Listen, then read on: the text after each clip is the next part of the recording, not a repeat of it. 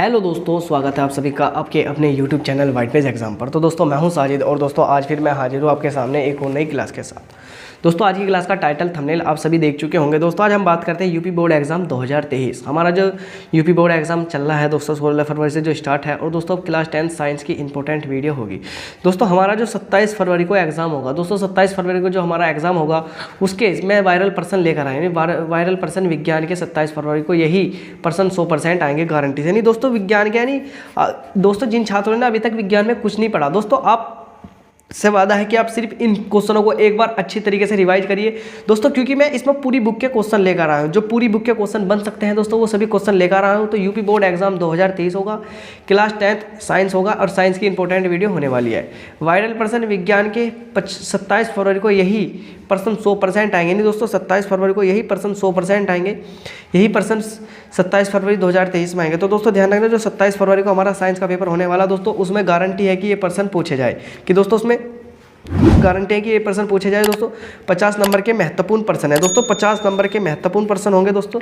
यानी दोस्तों ये हमारी क्लास है, यानी हमारे जो लिखने के 50 नंबर का आएगा दोस्तों वे है हमारे 20 नंबर की जो क्लास है दोस्तों, वो क्लास भी हमारी आज आ जाएगी। यानी बहुविकल्पी की पूरी बुक के बहुविकल्पी क्वेश्चन इस तरह से दोस्तों, जिस तरह से पूरे बुक के ये वैसे क्वेश्चन है ना दोस्तों, लिखने वाले क्वेश्चन है, यानी विस्तृत दोस्तों अति लघु या लघु उत्तरीय क्वेश्चन है। इसी तरह से हमारे बहुविकल्पी क्वेश्चन भी आ जाएंगे पूरी बुक के। तो दोस्तों आप उस वीडियो देखने के लिए चैनल को जरूर सब्सक्राइब करके रखें। 27 फरवरी 2023 को पेपर में आग लगा दो। नहीं दोस्तों इसी तरह से पेपर में दोस्तों जिस तरह से हमने पहले पेपर में अब से पहले जो हमारे 3 पेपर हैं दोस्तों, हिंदी, मैथ और दोस्तों हमारा जो ड्राइंग का पेपर हुआ है और कॉमर्स का, दोस्तों 4 पेपर में हमारा पढ़ाया हुआ बहुत ज़्यादा आया है।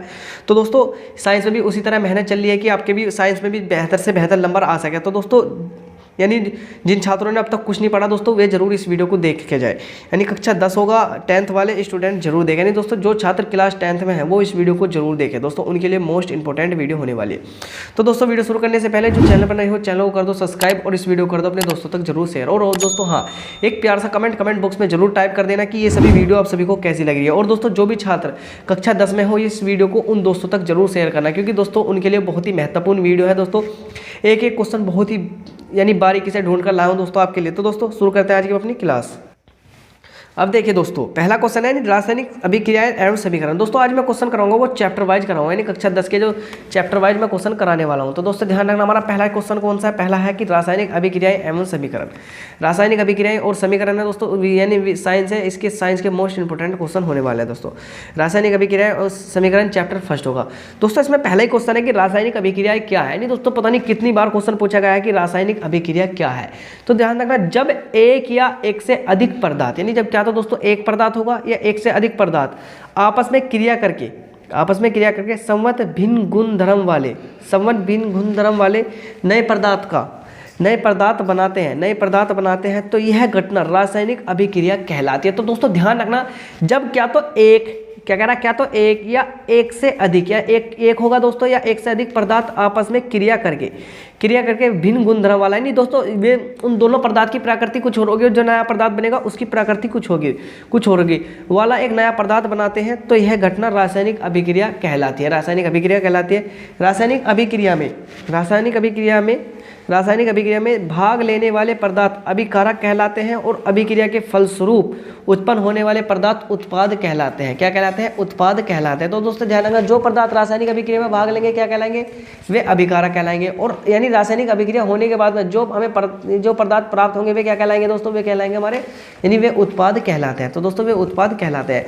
दोस्तों देखिए जैसे दोस्तों हमने Mg लिया दोस्तों, हम इस अभिक्रिया को यानी एक अलग पेज पर करते हैं दोस्तों। उस पेज पर मैं आपको सोल्यूशन करके दिखाऊंगा इसका, यानी उस पेज पर करते हैं एक पेज पर दोस्तों। जैसे हमने ये पेज लिया इस पर करके देखेंगे दोस्तों। हमने ले लिया जैसे Mg दोस्तों, Mg प्लस O, Mg दोस्तों Mg प्लस O2 दोस्तों, Mg प्लस O2 हमने लिया।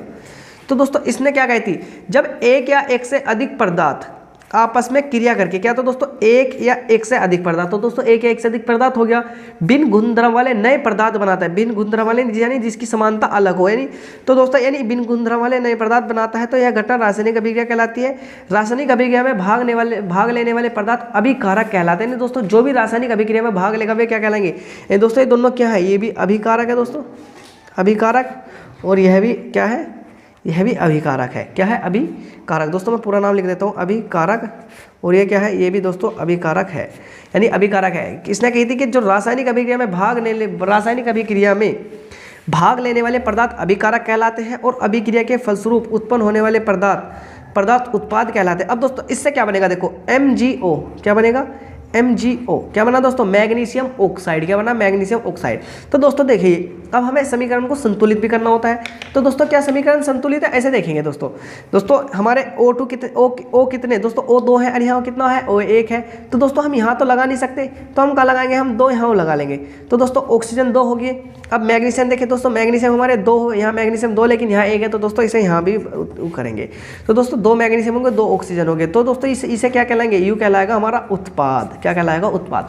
तो दोस्तों ध्यान रखना, रासायनिक अभिक्रिया में जो भी पदार्थ भाग लेते हैं वे अभिकारक कहलाते हैं और उसके बाद में जो भी हमें प्राप्त होगा क्या कहलाता है? उसे क्या कहते हैं? उत्पाद कहलाता है। वो उत्पाद कहलाता है। तो दोस्तों आप इस तरह से रासायनिक अभिक्रिया वाला कर सकते हैं।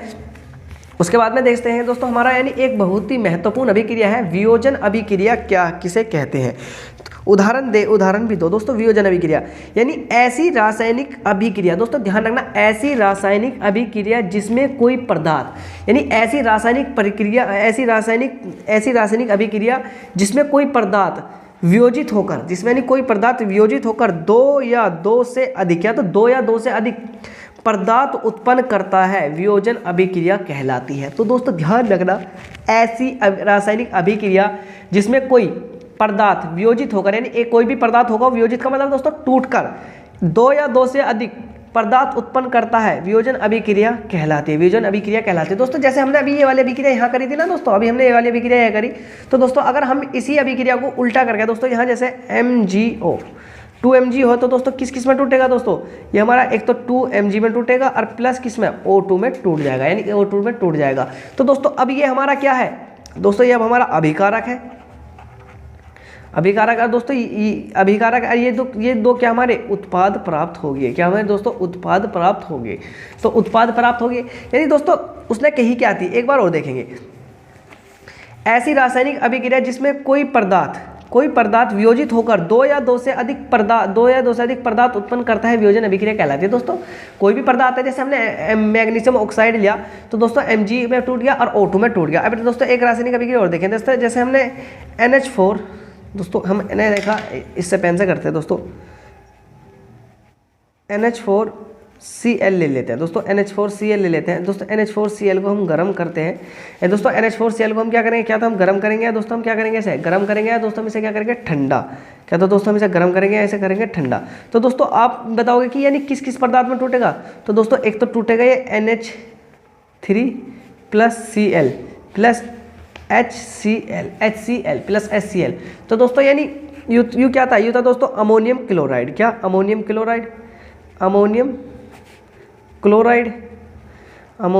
क्लोराइड। ये क्या है दोस्तों? ये क्या है दोस्तों? ये अमोनिया है दोस्तों, ये अमोनिया है। ये क्या है? हाइड्रोक्लोरिक अम्ल है।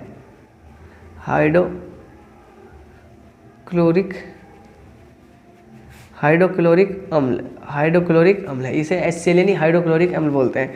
तो दोस्तों ध्यान रखना, अब एक पदार्थ हमारे पास अमोनियम क्लोराइड था दोस्तों, ये किसमें टूट गया? 2 पदार्थों में टूट गया, NH3 और HCl। तो दोस्तों ध्यान रखना, जिस अभिक्रिया में एक अभिकारक एक से अधिक है, यानी जो हमारा एक अभिकारक है एक से अधिक उत्पादों में टूट जाता है, क्या कहलाते हैं वो? यानी वियोजन अभिक्रिया कहलाते हैं। दोस्तों ये दोनों क्या कहलाएंगे दोस्तों? यू भी उत्पाद है हमारा और दोस्तों यू भी है उत्पाद, यानी ये है वैसे उत्पाद। और जो इनका यानी नाम क्या है? नाम है अमोनियम क्लोराइड, नाम है अमोनिया, नाम है हाइड्रोक्लोरिक अम्ल। और दोस्तों ये भी क्या है? ये हमारा है अभिकारक। तो दोस्तों आपको ध्यान रखना है कि जब कोई पदार्थ, दोस्तों जब यहाँ ध्यान रखना कि जब भी वियोजन अभिक्रिया, ध्यान रखनी कि ऐसी रासायनिक अभिक्रिया जिसमें कोई पदार्थ वियोजित होकर, यानी दोस्तों कोई पदार्थ वियोजित होकर या टूटकर 2 या 2 से अधिक पदार्थ उत्पन्न करता है। क्या? तो 2 पदार्थ करेगा, 2 से अधिक पदार्थ उत्पन्न करता है, वियोजन अभिक्रिया कहलाती है। जैसे NH4Cl में गर्म करेंगे तो NH3 प्लस HCl में टूट जाएगा, इसे अमोनियम क्लोराइड बोलते हैं। अमोनिया और हाइड्रोजन क्लोराइड हाइड्रोक्लोरिक अम्ल भी बोलते हैं।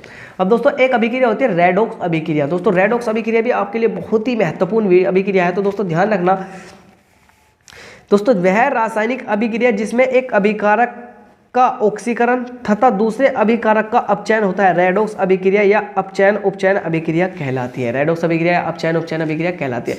तो दोस्तों आपको इस अभिक्रिया को भी बहुत ज़्यादा यानी बहुत जरूरी याद ध्यान रखना कि रेडॉक्स अभिक्रिया या अपचयन उपचयन अभिक्रिया क्या कहलाती है, यानी अपचयन अभिक्रिया कहलाती है। दोस्तों अपचयन और उपचयन क्या होता है, मैंने आपको बताया कि ऑक्सीकरण यानी ऑक्सीकरण का मतलब है कि ऑक्सीजन का मिलना और अपचयन का मतलब है ऑक्सीजन का निकलना।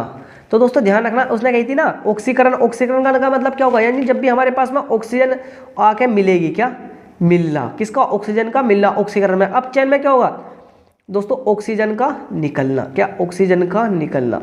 तो दोस्तों ध्यान रखना, ऑक्सीकरण और अपचयन क्या होता है, ऑक्सीजन का मिलना, और अपचयन क्या होता है, ऑक्सीजन का निकलना। अपचयन क्या होता है, ऑक्सीजन का निकलना। दोस्तों इसको आपको बहुत अच्छे से ध्यान रखना है।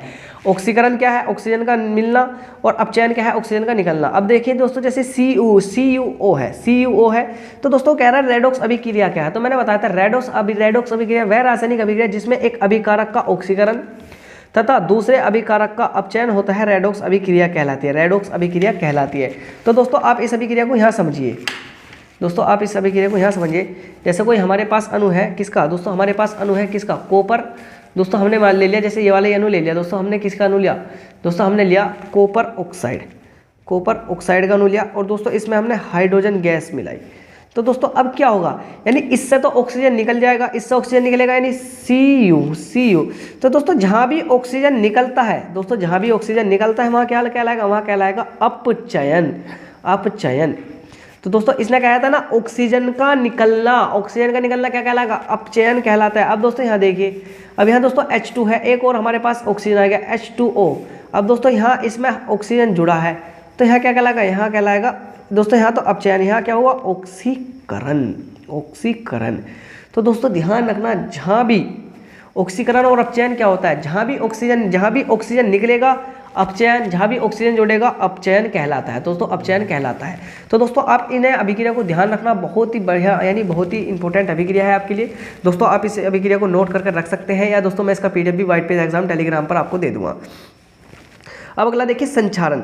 जब कोई धातु अपने आसपास अम्ल आर्द्रता आदि के संपर्क में आती है तब इनका क्षरण होने लगता है और इस प्रक्रिया को संचारण कहते हैं। जैसे लोहे पर जंग लगना। दोस्तों आपने अपने घर में लोहा देखा होगा, दोस्तों आप लोहे को कुछ दिन के लिए यानी बाहर रख दीजिए, यानी बाहर क्या, आप बरसात चल रही है, बरसात के मौसम में रख दीजिए, तो दोस्तों उस पर क्या होगा दोस्तों, उस पर कुछ दिन बाद में यानी एक लाल लाल सी पापड़ी आनी शुरू हो जाएगी। तो दोस्तों वही क्या होता है, संचारण होता है। और दोस्तों संचारण का काम क्या होता है, संचारण का काम होता है उस चीज़ को सहज कर गला देना, सहज उस चीज़ को गला देना। तो दोस्तों ध्यान रखना, जब कोई धातु, दोस्तों कोई भी धातु है इसमें अपने आसपास अम्ल आर्द्रता के संपर्क में आती है तो तब इनका क्षरण होने लगता है और इस प्रक्रिया को संचारण कहते हैं। जैसे लोहे पर जंग लगना, है दोस्तों इसकी एक यानी महत्वपूर्ण वो है। अब दोस्तों यानी इसका ये उपाय क्या है दोस्तों, इसका उपाय है कि हम जो हमारी धातु होती है उन पर हम पेंट कर सकते हैं, उन पर लेप वगैरह कर सकते हैं। तो दोस्तों अब चलते हैं हमारे अगले चैप्टर पर। अब दोस्तों हमारा चैप्टर नंबर 2 देखते हैं, जिसमें हमारे मोस्ट इंपोर्टेंट क्वेश्चन है यानी अम्ल, क्षार एवं लवण। दोस्तों अम्ल और क्षार लवण से हम देखते हैं कि कौन कौन से क्वेश्चन है अम्ल, क्षार और लवण से। दोस्तों अम्ल, सबसे पहले देखेंगे हम अम्ल क्षार के बारे में देखेंगे। वे हाइड्रोजन युक्त पदार्थ जो जलीय विलयन में हाइड्रोजन आयन देते हैं अम्ल कहलाते हैं। तो दोस्तों ध्यान रखना, जो भी जलीय विलयन में H+ आयन देंगे हाइड्रोजन कहलाते हैं। जैसे दोस्तों हमने HCl को हम जलीय विलयन में घेरेंगे तो दोस्तों ये दो चीज़ में टूटेगा, एक तो H+ में टूटेगा, एक Cl- में। तो दोस्तों जो भी जलीय विलयन में H+ आयन देते हैं क्या कहलाते हैं, अम्ल कहलाते हैं। और दोस्तों इनकी एक है कि जो स्वाद में खट्टे होते हैं वे भी क्या कहलाते हैं, अम्ल कहलाते हैं। अब दोस्तों देखते हैं क्षार। वे हाइड्रोक्साइड समूह युक्त पदार्थ जो जलीय विलयन में मुक्त हाइड्रोक्साइड यानी OH- देते हैं। क्या देते हैं, तो वे OH- देते हैं, OH- आयन देते हैं, क्षार कहलाते हैं। जैसे NaOH, तो दोस्तों Na+ में टूटता है और OH का में टूटेगा माइनस में, जहाँ भी Na जिसके पीछे भी OH जुड़ा मिल जाएगा दोस्तों वे क्या कहलाएंगे, वे क्षार कहलाते हैं। अब सूचक देखते हैं दोस्तों, सूचक क्या है। सूचक एक रंजक या रंजकों का मिश्रण होता है। दोस्तों जो सूचक होता है ना, रंजक या रंजकों का मिश्रण होता है जिनका उपयोग अम्ल एवं क्षार की उपस्थिति का पता लगाने के लिए किया जाता है। तो दोस्तों ध्यान, सूचक क्या होता है, सूचक ऐसे पदार्थ होते हैं दोस्तों, किसी चीज में दोस्तों अगर आपको पता चलाना कि यह अम्ल है या क्षार है तो सूचक क्या होंगे, सूचक वे पदार्थ होते हैं जो अम्ल व क्षार की स्थिति का पता चला लेते हैं। अब अगला क्वेश्चन देखिए, जैसे लिटमस पेपर, यानी जैसे करके हम सूचक में किसके लिटमस पेपर लिख सकते हैं, हल्दी लिख सकते हैं और मैथिल ऑरेंज लिख सकते हैं। यानी मैथिल ऑरेंज, हल्दी और लिटमस क्या है हमारा, ये सूचक है। अब अगला क्वेश्चन देखिए दोस्तों, अगला क्वेश्चन देखिए कि अगले क्वेश्चन के लिए दोस्तों चलते हैं अपने अगले पेज पर। दोस्तों इतने इंपॉर्टेंट क्वेश्चन नहीं है, अगले पेज पर चलते हैं अब दोस्तों आगे देखिए, कास्टिक सोडा व प्लास्टर ऑफ पेरिस के दो उपयोग लिखे। तो दोस्तों आपको ध्यान रखना है कि कास्टिक सोडा और प्लास्टर ऑफ पेरिस के दो उपयोग लिखो। दोस्तों मोस्ट इंपोर्टेंट है कि कास्टिक सोडा और प्लास्टर ऑफ पेरिस के दो उपयोग लिखो। यानी कास्टिक सोडा क्या होता है, धातुओं से ग्रीस हटाने में। दोस्तों कास्टिक सोडा जो होता है उसका प्रयोग कहाँ होता है, तो धातुओं से ग्रीस हटाने में। दोस्तों जब भी हम धातुओं से ग्रीस हटाएंगे तो उसमें किसका प्रयोग किया जाएगा, कास्टिक सोडे का प्रयोग किया जाएगा। साबुन तथा अपमार्जक बनाने में। दोस्तों जो हमारा साबुन होता है, साबुन बनाने में तथा और भी अपमार्जक बनाने में किसका यानी कास्टिक सोडे का प्रयोग होता है, कास्टिक सोडे का प्रयोग होता है। तो दोस्तों जानना, धातु से ग्रीस हटाने में और साबुन तथा अपमार्जक बनाने में। अब अगला क्वेश्चन देखिए, प्लास्टर ऑफ पेरिस के उपयोग देखेंगे दोस्तों। डॉक्टर द्वारा टूटी हड्डियों को जोड़ने में, हड्डियों को जोड़ने में किसका, प्लास्टर ऑफ पेरिस का प्रयोग किया जाता है। खिलौने बनाने में भी किसका प्रयोग किया जाएगा, खिलौने बनाने में भी किसका, प्लास्टर ऑफ पेरिस का। तो दोस्तों टूटी हड्डी जोड़ने में और खिलौने बनाने में प्लास्टर ऑफ पेरिस का उपयोग किया जाता है। दोस्तों आप बिल्कुल भूल मत जाना। अगला दोस्तों बहुत ही इंपॉर्टेंट क्वेश्चन है, बेकिंग सोडा तथा विरंजक चूर्ण का रासायनिक नाम व अनुसूत्र लिखो। यानी दोस्तों हमारा एक तो बेकिंग सोडा हो गया तथा साथ में क्या है, एक विरंजक चूर्ण का रासायनिक नाम व अनुसूत्र लिखो। तो दोस्तों ध्यान रखना, हमारा बेकिंग सोडा क्या होता है, बेकिंग सोडा तथा विरंजक चूर्ण का रासायनिक नाम। तो दोस्तों बेकिंग सोडा होता है हमारा, जो हम इसे खाने वाला सोडा बोलते हैं, जैसे सोडियम बाइकार्बोनेट, जैसे NaSCO3। दोस्तों जहाँ भी H लग जाए दोस्तों वहाँ समझ लेना, यानी अगर Na2CO3 है तो दोस्तों वहाँ तो वो कास्टिक सोडा है, लेकिन यहाँ कौन सा है, यानी ये वो है हमारा खाने वाला सोडा है, जिसे हम सोडियम बाइकार्बोनेट भी बोलते हैं। दोस्तों H का मतलब बाई, इसे याद करने की ट्रिक है कि बाइकार्बोनेट, यानी दोस्तों जो बाई होती है हमारे घर में क्या बनाती है, खाना बनाती है। दोस्तों तो जो सोडियम बाइकार्बोनेट है उसका उपयोग काय में होता है, यानी खाना बनाने में किया जाता है। अब विरंजक चूर्ण का उपयोग देखिए, CaCO2 दोस्तों, यानी ऐसे लिख रहा है CaOCiCl। तो दोस्तों इसे कैसे लिख सकते हैं, दोस्तों हम इसे ऐसे लिख सकते हैं CaOCl2। दोस्तों एक तो Cl यूरा और एक यूरा Cl2। तो दोस्तों विरंजक चूर्ण का उपयोग क्या, विरंजक चूर्ण का क्या नाम है, CaCO2 यानी इसका नाम है, CaCO2 नाम है। अब दोस्तों अगले क्वेश्चन के लिए चलते हैं अगले पेज पर। अब दोस्तों यानी एक क्वेश्चन इस तरह से बनता है कि शुष्क बुझे हुए चूने की क्लोरीन से क्रिया कराई जाए तो, यानी अगर आप शुष्क बुझा हुआ चूने को अगर क्लोरीन से उसके विक्रिया करा दोगे तो हमें क्या प्राप्त होगा। तो दोस्तों ध्यान रखना, जब भी शुष्क बुझे हुए चूने का रासायनिक सूत्र CaOH की होल्टवाइज होता है, और यह क्लोरीन से क्रिया करके विरंजक चूर्ण बनाता है। यह क्लोरीन से क्रिया करके क्या बनाता है, विरंजक चूर्ण बनाता है। दोस्तों ध्यान रखना, शुष्क बुझे हुए चूने का रासायनिक सूत्र CaOH की होल्टवाइज है, यह क्लोरीन से क्रिया करके विरंजक चूर्ण बनाता है। अब देखेंगे कैसे, दोस्तों CaOH ले लो। दोस्तों यह भी क्रिया भी हम किसी और पेज पर देखते हैं। जैसे दोस्तों हमने ले लिया, यहाँ देखिए हमने CaOH की होल्टवाइज, ये क्या है, ये हमारा शुष्क बुझा हुआ चूना है। इसके साथ में हमने क्या लिया, हमने क्लोरीन गैस ली। तो दोस्तों हमारा क्या बनेगा, एक तो CaCl2 बन जाएगा, CaCl2 बन जाएगा, और साथ में दोस्तों हाइड्रोजन भी और ऑक्सीजन में क्या बन जाएगा, जल बन जाएगा। क्या बन जाएगा, हमारा जल बन जाएगा। तो दोस्तों ध्यान रखना, तो जब भी हम शुष्क बुझे हुए चूने की क्लोरीन से भी क्रिया कराएंगे क्या, विरंजक चूर्ण बनता है, जिसे हम यानी और साथ में जल प्राप्त होता है। अब दोस्तों अगला ब्लीचिंग पाउडर बनाने की विधि बताइए, समीकरण भी लिखो। दोस्तों ब्लीचिंग पाउडर नहीं, जो हमारा दोस्तों विरंजक चूर्ण होता है, इसे हम ब्लीचिंग पाउडर भी बोलते हैं। तो दोस्तों ध्यान रखना, ब्लीचिंग पाउडर को शुष्क बुझे हुए चूने पर, यानी ब्लीचिंग पाउडर को शुष्क बुझे हुए चूने पर क्लोरीन गैस की क्रिया द्वारा बनाया जाता है। यानी दोस्तों शुष्क बुझे हुआ चूना आ गया, CaOH की होल्टवाइज आ गया, प्लस Cl2 आ गया क्लोरीन। तो दोस्तों ClOCl2 प्लस H2O आ जाएगा। अब दोस्तों अगला क्वेश्चन देखिए, बहुत ही इंपॉर्टेंट है। धामन सोडे को प्राप्त करने के लिए कास्टिक सोडे के सांद्र विलयन में कार्बन डाइऑक्साइड, वो कह रहा है कि धामन सोडे का रासायनिक नाम तथा इसे बनाने की विधि लिखिए। धामन सोडे का रासायनिक नाम व इसे बनाने की विधि लिखे। धामन सोडे को प्राप्त करने के लिए कास्टिक सोडे के सांद्र विलयन में कार्बन डाइऑक्साइड गैस प्रवाहित करते हैं। तो दोस्तों ध्यान रखना, धामन सोडे को प्राप्त करने के लिए, यानी अगर हमें धामन सोडा प्राप्त करना है, प्राप्त करने के लिए कास्टिक सोडे के सांद्र विलयन में, जो हमारा कास्टिक सोडा होता है उसके सांद्र विलयन में कार्बन डाइऑक्साइड गैस प्रवाहित करते हैं। उसके सांद्र विलयन में क्या करेंगे, कार्बन डाइऑक्साइड गैस प्रवाहित करते हैं। इससे सोडियम कार्बोनेट का विलयन मिलता है, जिसके वाष्पन से सोडियम कार्बोनेट के क्रिस्टल प्राप्त होते हैं। तो दोस्तों ध्यान रखना, हमें धामन सोडा बनाने का जो रासायनिक सूत्र है वो होता है यानी सोडियम कास्टिक सोडा जिसे हम NaOH बोलते हैं प्लस CO2 जिसे कार्बन डाइऑक्साइड बोलते हैं, कार्बन डाइऑक्साइड यानी इस पर गैस प्रवाहित करने पर Na2 दोस्तों Na2 हो जाएगा CO3 दोस्तों एक तो ऑक्सीजन पहले, दो तो ऑक्सीजन पहले से है और एक और हो जाएगी CO3 हो जाएगा प्लस H2 हो जाएगा। तो दोस्तों ध्यान रखना, धावन सोडे को प्राप्त करने के लिए कास्टिक सोडे के सांद्र विलयन में कार्बन डाइऑक्साइड गैस प्रवाहित करते हैं। धावन सोडा प्राप्त करने के लिए कास्टिक सोडे के सांद्र विलयन में कार्बन डाइऑक्साइड गैस प्रवाहित करते हैं। इससे सोडियम बाइकार्बोनेट का विलयन मिलता है, इससे सोडियम कार्बोनेट का विलयन मिलता है और साथ में जिसके वाष्पन से सोडियम बाइकार्बोनेट के क्रिस्टल प्राप्त होते हैं। तो दोस्तों ध्यान रखना, धावन सोडे का रासायनिक सूत्र और इसे बनाने की विधि आपके पेपर में दोस्तों छपने की संभावना 99% है कि आपके पेपर में ये विधि छप जाए, आपके पेपर में विधि छप जाए। तो दोस्तों आप ध्यान रखना, आप चाहे इसका स्क्रीनशॉट भी ले सकते हैं। अब दोस्तों चलते हैं अगले क्वेश्चनों के लिए अगले पेज पर।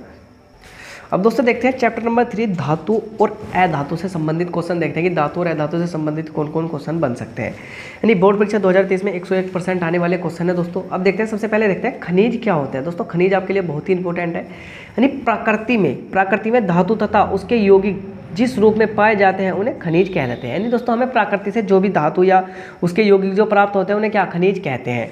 अब अयस्क, जिस खनिज से शुद्ध धातु सरलतापूर्वक तथा कम खर्चे के बहुरूप में प्राप्त की जा सकती है अयस्क कहलाता है। तो दोस्तों आपको खनिज और अयस्क में दोनों में पता रखना चाहिए कि खनिज क्या है और अयस्क क्या है। यानी जो भी हमें प्रकृति से डायरेक्ट प्राप्त होगी दोस्तों, कोई चीज़ हमें प्रकृति से डायरेक्ट प्राप्त होगी क्या कहलाएगी, वो खनिज कहलाएगी। और जिस खनिज से जो हमें खनिज प्राप्त हुआ, ये दोस्तों जो हमें अयस्क है दोस्तों, जो हमें खनिज है दोस्तों, जो हमारा खनिज है वो तो हमें कहाँ से मिल रहा,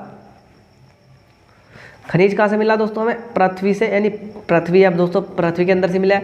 और दोस्तों हमें यानी अयस्क कहाँ से मिलेगा, अयस्क मिलेगा दोस्तों हमें कहाँ से, अयस्क मिलेगा हमें किससे, खनिज से, अयस्क मिलेगा खनिज से।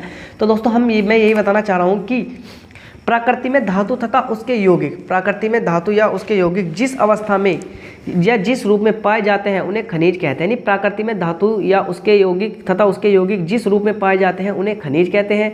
अब अयस्क देखते हैं, जिस खनिज से शुद्ध धातु सरलतापूर्वक तथा कम खर्चे में व्यावहारिक रूप से प्राप्त की जा सकती है अयस्क कहलाते हैं। क्या अयस्क कहलाते हैं दोस्तों, बहुत इंपॉर्टेंट आपके लिए होने वाला है। अब अगला क्वेश्चन देखिए क्या है। अगला क्वेश्चन कह रहा है कि अधात्री या मैट्रिक्स क्या है, मैट्रिक्स या अधात्री क्या है। अयस्क में प्राय मिट्टी बालू चूना तथा पत्थर आदि अशुद्धियाँ के रूप में मिले होते हैं, इन्हें अधात्री अथवा मैट्रिक्स कहते हैं। इसे गैग भी कहते हैं। तो दोस्तों आपको ध्यान रखना है कि जो हमें प्रकृति से डायरेक्ट प्राप्त होता है क्या खनिज कहलाते हैं। अब खनिज से दोस्तों, खनिज से जब हम खनिजों को सफा कर लेंगे तो क्या कहलाएंगे, अयस्क कहलाएंगे। और सफा करने में जो भी हमें प्राप्त होगा, यानी अयस्क में प्राय मिट्टी बालू चूना आदि पत्थर आदि अशुद्धियों के रूप में मिलते हैं, इसे ही अधात्री अथवा मैट्रिक्स कहते हैं। इसे गैंग भी कहते हैं, अधात्री भी कहते हैं, मैट्रिक्स भी कहते हैं और इसे गैंग भी कहते हैं। यानी जो भी अशुद्धियों की, बालू की, चूना पत्थर की दोस्तों, मिट्टी की, बालू की, चूना पत्थर आदि अशुद्धियों के रूप में मिले होते हैं, इन्हें अधात्री अथवा मैट्रिक्स कहते हैं या इसे गैंग भी कहते हैं। अब दोस्तों अगले क्वेश्चनों के लिए चलते हैं अगले पेज पर। दोस्तों यानी अब ये वाले क्वेश्चन देखते हैं कि कॉपर के प्रमुख 2 अयस्कों के नाम लिखो। दोस्तों बहुत ही इंपॉर्टेंट है कि कॉपर के 2 प्रमुख अयस्कों के नाम। तो एक तो कॉपर पाइराइट का सूत्र होता है CuFeS2 कॉपर पाइराइट, CuFeS2 इसका सूत्र होता है। और एक कहता है कैल्केसाइट यानी कॉपर ग्लांस, जिसे हम बोलते हैं Cu2S। तो दोस्तों कॉपर पाइराइट CuFeS2 और दोस्तों कैल्केसाइट जिसे हम कॉपर ग्लांस बोलते हैं, जैसे Cu2S भी बोलते हैं, Cu2S भी बोला जाता है। अब दोस्तों देखते हैं अगला क्वेश्चन है कि एल्युमिनियम के प्रमुख अयस्कों के नाम तथा रासायनिक सूत्र लिखो। तो दोस्तों एल्युमिनियम का अयस्क जो होता है बॉक्साइड होता है, जिसका बॉक्साइड का जो सूत्र होता है Al2O3 2H2O किसका, एल्युमिनियम के अयस्क का सूत्र, जिसे हम बॉक्साइड भी बोलते हैं। एक होता है काइलोलाइट, जैसे Na3AlF6 होता है, या एलुनाइट होता है, जैसे K2SO4 Al2SO4 की होल ट्वाइस 4LOH की होल ट्वाइस 4OH की होल ट्वाइस। तो दोस्तों बॉक्साइड, काइलोलाइट और एल्यूनाइट, यानी बॉक्साइड, काइलोलाइट और एल्यूनाइट किसके, यानी कॉपर के दोस्तों एल्युमिनियम के अयस्क होते हैं। दोस्तों हमारी एक और वीडियो है जिसमें मैंने निस्तापन प्रगलन और प्रगलन तीनों के बारे में बता रखा है। तो दोस्तों अगर आपको उस वीडियो को देखना है तो इस वीडियो के डिस्क्रिप्शन में जाइए और दोस्तों उसका लिंक भी मिल जाएगा वीडियो का, या आपको उसका थंबनेल हमारी फ़ोन की स्क्रीन पर भी दिख रहा होगा। आप हमारे चैनल पर जाकर इस तरह का जो भी थंबनेल हो उस वीडियो को देख सकते हो। दोस्तों निस्तापन, भर्जन और प्रगलन मैंने बहुत ही अच्छी तरीके से समझाया है, तो दोस्तों आप उन्हें जरूर देख सकते हैं। अब दोस्तों चलते हैं अगले क्वेश्चन क्वेश्चनों के लिए अगले पेज पर। अब दोस्तों देखते हैं अगला क्वेश्चन है, यानी क्लास 10th विज्ञान होगा, मोस्ट इंपॉर्टेंट क्वेश्चन होगा, बोर्ड परीक्षा में 101% आएगा। अब दोस्तों हमारा कार्बन तथा उसके यौगिक चैप्टर नंबर 4 स्टार्ट हो गया। कार्बन तथा उसके यौगिक हो गया दोस्तों। अब कार्बन देखते हैं कार्बन क्या होता है। कार्बन जिसे C6H12 ऐसे सभी सजीव और हमारे उपयोग में आने वाली वस्तुओं का आधार है, यानी कि सभी सजीव और हमारे उपयोग में आने वाली वस्तुओं का आधार है। अतः कार्बन सर्वतोमुखी तत्व है। कार्बन के अपरूप हीरा और ग्रेफाइट और फ्लोरीन है। तो दोस्तों देखना, हीरा, ग्रेफाइट और फ्लोरीन कार्बन के क्या है, अपरूप है। दोस्तों ये हमारे 3 कार्बन, ग्रेफाइट और फ्लोरीन कार्बन के अपरूप है। अब CO2 सूत्र वाले कार्बन डाइऑक्साइड की इलेक्ट्रॉनिक बिंदु संरचना क्या होगी। दोस्तों इंपॉर्टेंट है आपकी परीक्षा के लिए, यानी CO2 सूत्र वाले कार्बन डाइऑक्साइड के इलेक्ट्रॉन की क्या संरचना होगी। तो दोस्तों आप सभी जानते हैं कार्बन डाइऑक्साइड के एक अणु में कार्बन के परमाणु एक अणु में कार्बन परमाणु 2 ऑक्सीजन परमाणु द्विसंयोजक बंध बना सकता है। तो दोस्तों ध्यान रखना, कार्बन की जो संयोजकता होती है वो 2 और 4 होती है, यानी दोस्तों इसकी संयोजक यानी इसका इलेक्ट्रॉन में से 2 4 होता है, जो इसकी संयोजकता होती है वो 4 होती है, यानी मैं इसकी कक्षा पूरी करने के लिए 4 लोगों से और जुड़ सकता है कार्बन। जैसे ऑक्सीजन की 6 होती है दोस्तों, तो ऑक्सीजन किससे 2 और से जुड़ सकता है। तो पहली कक्षा में 2, दूसरी कक्षा में 8 इलेक्ट्रॉन होने चाहिए। पहली कक्षा में 2, दूसरी कक्षा में 8 होने चाहिए। तो CO2 देखते हैं, तो C+O2 होते हैं। C+O2 इस तरह से करते हैं। तो दोस्तों हमें एक कार्बन से हम 2 ऑक्सीजन जोड़ सकते हैं। तो दोस्तों इस तरह से जोड़ सकते हैं, एक ये ले लेगा और दोस्तों एक ये ले लेगा, नहीं दोस्तों इसकी पूरी संख्या हो जाएगी 4 2 2 4 4 4 8 हो जाएगा। तो दोस्तों ध्यान रखना, हम 2 ऑक्सीजन से जुड़ सकते हैं, 2 इलेक्ट्रॉन को आपस में ग्रहण कर सकते हैं। तो 2 इलेक्ट्रॉन को आपस में ग्रहण हम कर सकते हैं। अब दोस्तों अगले क्वेश्चन के लिए चलते हैं अगले पेज पर। दोस्तों कार्बन की संयोजकता पर टिप्पणी लिखिए, यानी कार्बन की संयोजकता पर टिप्पणी लिखिए। यानी जो कार्बन की संयोजकता पर टिप्पणी लिखिए, यानी कार्बन की संयोजकता 4 है। दोस्तों हमारा जो कार्बन होता है इसकी संयोजकता कितनी होती है, कार्बन की संयोजकता 4 होती है, अर्थात यह चतुर्संयोजक है। यानी कार्बन की संयोजकता कितनी है, 4 है, अतः संयोजक है। कार्बन का इलेक्ट्रॉनिक विन्यास 2 और 4 होता है। कार्बन का इलेक्ट्रॉनिक विन्यास 2 और 4 है, अर्थात इसको बाह्यतम कोष में 4 इलेक्ट्रॉन उपस्थित है, यानी इसके बाह्यतम कोष में यानी 2 और 4 है। तो दोस्तों इसके बाह्यतम कोष में कितने 4 इलेक्ट्रॉन उपस्थित हैं। तथा अष्टक पूर्ण करने के लिए कार्बन परमाणु को 4 इलेक्ट्रॉनों की आवश्यकता होती है। दोस्तों अपना ये वाला पूर्ण करने के लिए कितने 4 इलेक्ट्रॉन और इससे चाहिए। 4 इलेक्ट्रॉनों की आवश्यकता होती है, जिन्हें यह साझे द्वारा प्राप्त करता है। अब दोस्तों अगला क्वेश्चन है कि प्रयोगशाला में कार्बनिक यौगिक का निर्माण हुआ, इसका नाम व सूत्र लिखिए। तो दोस्तों कार्बनिक प्रयोगशाला सर्वप्रथम, यानी पहले पूछा कि कार्बनिक प्रयोगशाला में सर्वप्रथम किस कार्बनिक यौगिकों का निर्माण हुआ, उसका नाम व रासायनिक सूत्र लिखो। तो दोस्तों प्रयोगशाला में सर्वप्रथम यूरिया, जिसका सूत्र NH2CONH2 होता है, NH2CONH2 होता है, नामक कार्बनिक यौगिक का प्रयोगशाला में संश्लेषण हुआ, जिसे जर्मन वैज्ञानिक फ्रेडरिक वोहलर ने अमोनिया आइसोसाइनाइड से संशोधित किया था। यानी अमोनिया NH4 होता है, NCO3 होता है, अमोनिया आइसोसाइनाइड होता है, जिसे N2CONH2 होता है, जिसे हम यूरिया बोलते हैं, N2CONH2 होता है। अब दोस्तों एसिटिक अम्ल का रासायनिक नाम IUPAC नाम लिखिए। एसिटिक अम्ल का IUPAC नाम लिखिए दोस्तों।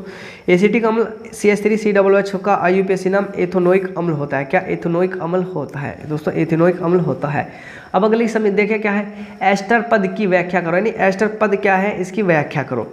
तो वह अभिक्रिया जिसमें कार्बोक्सिलिक पदार्थ एल्कोहल के साथ निर्जलीकरण की उपस्थिति में अभिक्रिया करके एस्टर बनाता है, एस्टीकरण अभिक्रिया कहलाती है। तो दोस्तों ध्यान रखना, एस्टीकरण अभिक्रिया कहलाएगी वह अभिक्रिया जिसमें कार्बोक्सिलिक अम्ल एल्कोहल के साथ निर्जलीकरण करके के उपस्थिति में अभिक्रिया करके एस्टर बनाता है, एस्टीकरण अभिक्रिया क्या कहलाती है, एस्टीकरण क्या अभिक्रिया कहलाएगी। जिसमें दोस्तों यानी वह अभिक्रिया जिसमें कार्बोक्सिलिक अम्ल, दोस्तों कार्बोक्सिलिक अम्ल को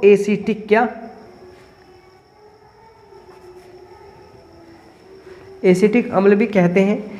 एल्कोहल का साथ निर्जलीकरण की उपस्थिति में अभिक्रिया करके एस्टर बनाता है और एस्टीकरण कहलाता है। क्या एस्टीकरण कहलाता है, जिसका सूत्र CH3COOH होता है। और जो हमें यानी एसिटिक अम्ल का CH3COOH हो गया, हम एथिल एल्कोहल, उससे कह रहा है कि अम्ल और अल्कोहल के साथ, तो दोस्तों C2H4 यानी एथिल एल्कोहल के साथ मिलकर जब करेगा सांद्र H2SO4 की उपस्थिति में, तो दोस्तों CH3COOH C2H5 बनेगा, जिसे हम H2O बोलते हैं, और इसे हम क्या कहते हैं, एस्टर। CH3COOH C2H5 क्या होता है हमारा, एस्टर भी होता है, एस्टर भी होता है। अब दोस्तों चलते हैं अगले क्वेश्चन पर। अब दोस्तों अगला क्वेश्चन देखिए, साबुनीकरण पर संक्षिप्त टिप्पणी लिखो, यानी साबुनीकरण क्या है इस पर संक्षिप्त टिप्पणी लिखो। तो जब किसी तेल या वसा ग्लिसरॉल एस्टर को सोडियम हाइड्रोक्साइड विलयन के साथ गर्म करते हैं तो तेल या वसा संगत अम्ल के सोडियम लवण।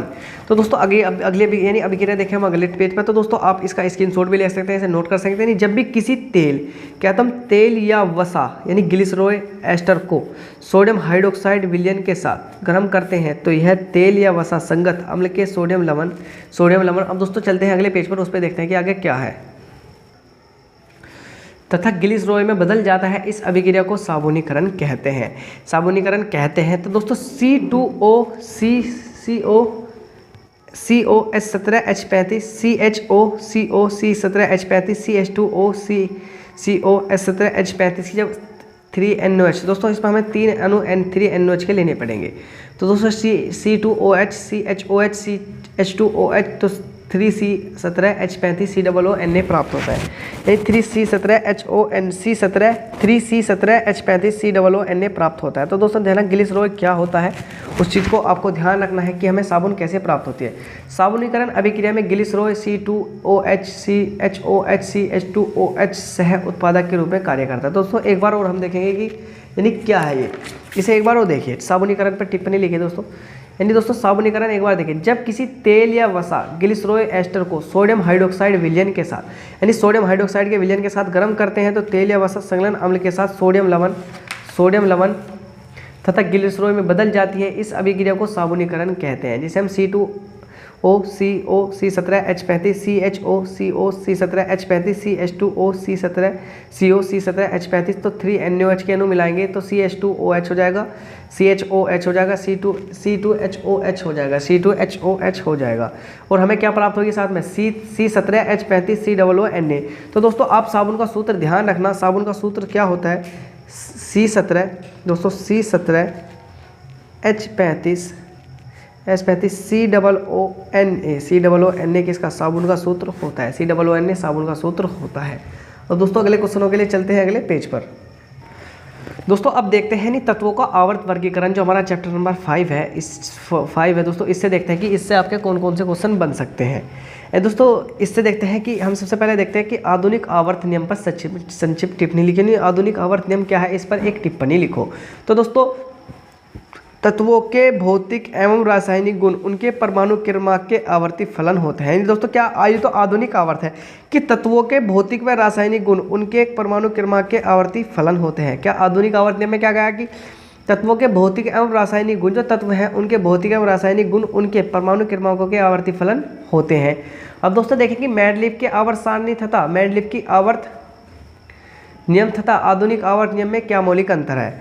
तो दोस्तों मेंडलीव है दोस्तों, मेंडलीव के आवर्त नियम में तत्वों को भौतिक व रासायनिक गुण के उनके परमाणु भार के आवर्ती फलन होते थे, जबकि आधुनिक आवर्त में परमाणु क्रमांक के आवर्ती फलन होते हैं। तो दोस्तों ध्यान रखना, जो मेंडलीव की पहली वाली सारणी थी उसमें किसके कैसे थे कि मेंडलीव की आवर्त नियम में तत्वों के भौतिक व रासायनिक गुण उनके परमाणु भार के आवर्ती फलन होते थे, जबकि आधुनिक आवर्त नियम में से परमाणु क्रमांक के आवर्ती फलन होते हैं, यानी किसके परमाणु क्रमांक के आवर्ती फलन होते हैं। दोस्तों ध्यान रखना, मेंडलीव के आवर्त नियम में तत्व के भौतिक व रासायनिक गुण उनके परमाणु भार के आवर्ती फलन होते हैं, जबकि आधुनिक आवर्त नियम में से परमाणु क्रमांक के आवर्ती फलन किसके परमाणु क्रमांक के आवर्ती फलन होते हैं।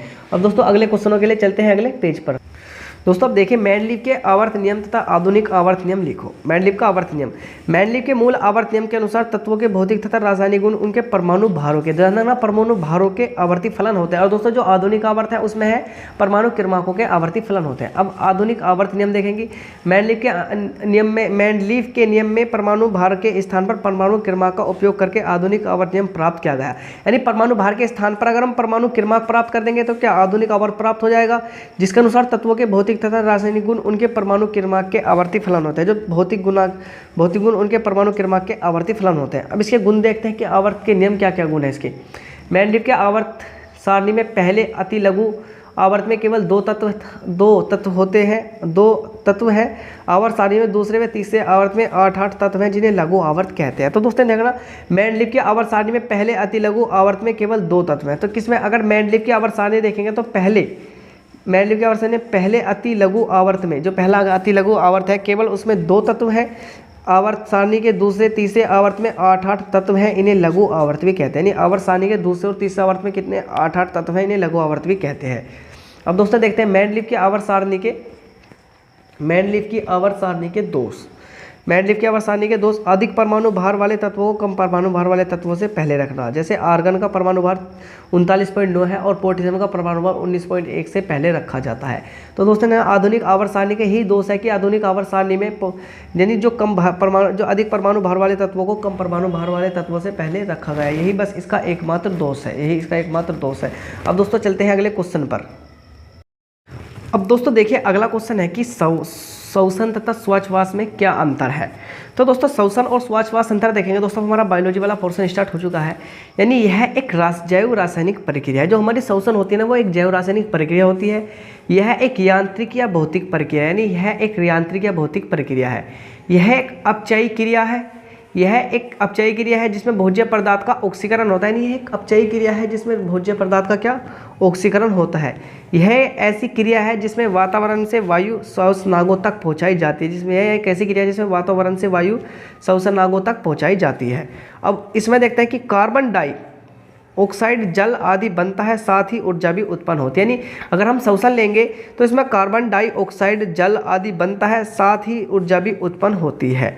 कोशिका अब कह रहा है कि ऊर्जा का प्रयोग होता है, यानी श्वसन सतह का व्यापन होता है। जो श्वसन पर होता है ना, श्वसन पर वातन होता है। अब अगला देखिए, कोशिका में संपन्न होती है, कोशिका के बाहर संपन्न होती है। दोस्तों जो श्वासवास होता है वो कोशिका के बाहर संपन्न होता है, जबकि जो श्वसन होता है वो कहाँ, कोशिका के अंदर संपन्न होता है। अब अगला क्वेश्चन देखिए, अगला क्वेश्चन कह रहा है सिरा और धमनी में 4 अंतर लिखो। दोस्तों बहुत ही इंपॉर्टेंट क्वेश्चन है आपके एग्जाम के लिए। सिरा और धमनी में 4 अंतर लिखिए। रुधिर सदैव हृदय से विपरीत दिशा में बहता है। रुधिर सदैव हृदय की ओर बहता है। इनकी दीवारें अत्यधिक मोटी होती हैं। इनकी दीवारें अत्यधिक पतली व कम लचीली होती हैं।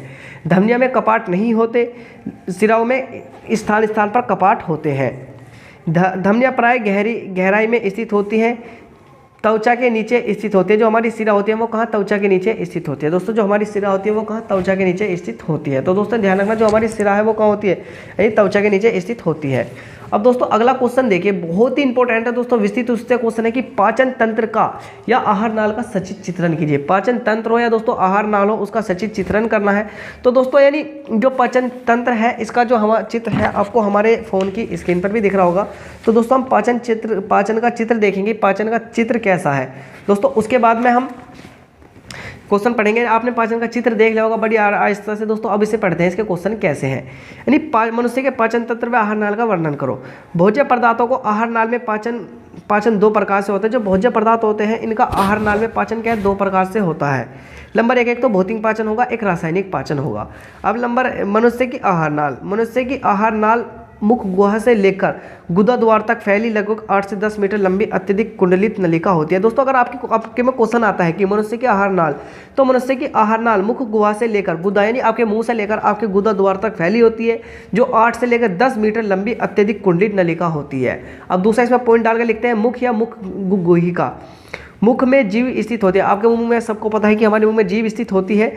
मनुष्य के दोनों जबड़ों में गत दंती, विषम दंती तथा दीवार दंती प्रकार के दांत पाए जाते हैं। यानी गत दंती, विषम दंती और दीवार दंती प्रकार के दांत होते हैं।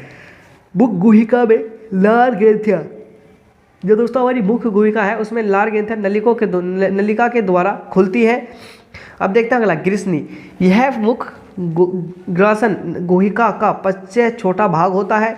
ग्रीष्णी घाटी द्वारा या गलटिक्स द्वारा श्वसन नली और निगल द्वारा ग्रास नली में खुलती है। कहाँ, ग्रास नली में खुलती है। अब दोस्तों चलते हैं अगले क्वेश्चन पर। अब देखिए इसमें एक अगली हेडिंग डाल सकते हैं, ग्रास नली। यह पतली तथा लंबी नलिका होती है। इससे अनुलंब पेशीय वलय पाए जाते हैं। ये क्या होता है, पतली या लंबी नलिका होती है, इसमें अनुलंब पेशीय वलय पाए जाते हैं। अमाशय, यह आहार नाल का सबसे लंबा चौड़ा भाग अमाशय तथा ग्रसनाल के बीच जठरगामी अवरोधनी या कार्डिया अवरोधनी होती है। क्या, अमाशय के बारे में बात कर रहा है। अब दोस्तों देखिए अगला, छोटी आंत। यह आहार नाल का सकरा तथा लंबा भाग होता है। तो छोटी आंत होती है ना, वो आहार नाल का सकरा या लंबा भाग होता है। यह लगभग 5 से 5.6 मीटर लंबी होती है। इसके 3 भाग होते हैं। इसके 3 भाग होते हैं। नंबर 1 ग्रहणी, नंबर 2 मध्यांत, नंबर 3 इलियम। किसके, छोटी आंत के 3 भाग होते हैं। अब दोस्तों देखते हैं बड़ी आंत। यह आहार नाल का अंतिम भाग होता है। इसके भी 3 भाग होते हैं, सीकम कोलन मलाशय। सीकम कोलन मलाशय यानी आहार, यानी जो बड़ी आंत है इसके भी 3 भाग होते हैं, सीकम कोलन और मलाशय, इसके भी दोस्तों हमारे 3 भाग होते हैं। अब दोस्तों चलते हैं अगले क्वेश्चन पर। दोस्तों अब देखते हैं आपका चैप्टर नंबर 8 है कि जीव जनन कैसे करते हैं। दोस्तों मोस्ट इंपोर्टेंट क्वेश्चन है कि जीव जनन कैसे करते हैं। दोस्तों जो बार बार बोर्ड परीक्षा में पूछे जा रहे हैं, दोस्तों मोस्ट इंपोर्टेंट क्वेश्चन है जो बोर्ड परीक्षा में बार बार पूछे जा रहे हैं। अब दोस्तों पहला क्वेश्चन देखते हैं, पुमंग तथा जायांग में अंतर बताइए, यानी पुमंग और जायांग में क्या अंतर होता है। दोस्तों पुष्प का नर जनन चक्र है, इसका निर्माण पुकेसरों से होता है। दोस्तों जो पुष्प का नर जनन चक्र है इसका निर्माण पुकेसर से होता है। पुकेसर के पराग कोष में परागगण बनते हैं। तो दोस्तों परागगण बनते हैं। तो दोस्तों पुमंग देख लिए, पुमंग क्या होता है। पुमंग पुष्प का नर जनन चक्र है, नहीं जो पुमंग होगा ना वो पुष्प का, जो जैसे आदमियों में दोस्तों आदमी में नर और मादा होते हैं ना, उससे जो पुमंग है ना वो आदमियों में पुष्पों में नर जनन चक्र है। इसका निर्माण पुकेसर से होता है। पुकेसर के पराग कोष में परागकण बनते हैं। जो पूरे दोस्तों जो हमारा पुकेसर है इसके पराग कोष में क्या बनेंगे, परागकण बनते हैं। अब जायांग देखते हैं, जायांग क्या होता है। पुष्प का मादा जनन चक्र है, जो जायांग होता है पुष्प का मादा जनन चक्र है। इसका निर्माण अंडपों से होता है। इसका निर्माण कहाँ से, अंडपों से होता है। अंडप के अंडाशय में बीजांड बनते हैं। निषेचन के पश्चात अंडाशय फल में परिवर्तित हो जाता है। जो निषेचन होता है उसके बाद में अंडाशय कहाँ, फल में परिवर्तित हो जाता है। निषेचन के बाद अंडाशय कहाँ, फल में परिवर्तित हो जाता है। तो दोस्तों है ना पुष्प का नर जनन चक्र है, इसका निर्माण पुकेसर से होता है। पुकेसर के परागकोश में परागकण बनते हैं। अब जायांग देखते हैं, पुष्प का मादा जनन चक्र है, इसका निर्माण अंडपों से होता है। अंडपों के अंडाशय में बीजांड बनते हैं। जो अंडप होते हैं उनके अंडाशय में बीजांड बनते हैं और निषेचन के पश्चात अंडाशय फल में परिवर्तित हो जाता है। तो दोस्तों हमें पुमंग ध्यान रखना, पुमंग जो है पुष्प का नर भाग है और जायांग जो है पुष्प का मादा भाग होती है। अब दोस्तों देखते हैं परिवार नियोजन की स्थायी विधियों का उल्लेख करें। परिवार नियोजन की कौन कौन सी स्थायी विधियां हैं, तो नसबंदी वैसेक्टोमी तथा नलीबंदी ट्यूबक्टोमी परिवार नियोजन की स्थायी विधियां है। तो दोस्तों वैसेक्टोमी किस में कराई जाती है, वैसेक्टोमी पुरुषों में कराई जाती है और जो ट्यूबक्टोमी है किसमें, महिलाओं में कराई जाती है। तो दोस्तों ध्यान रखना, नसबंदी वैसेक्टोमी तथा नलीबंदी ट्यूबक्टोमी परिवार नियोजन की स्थायी विधियां हैं।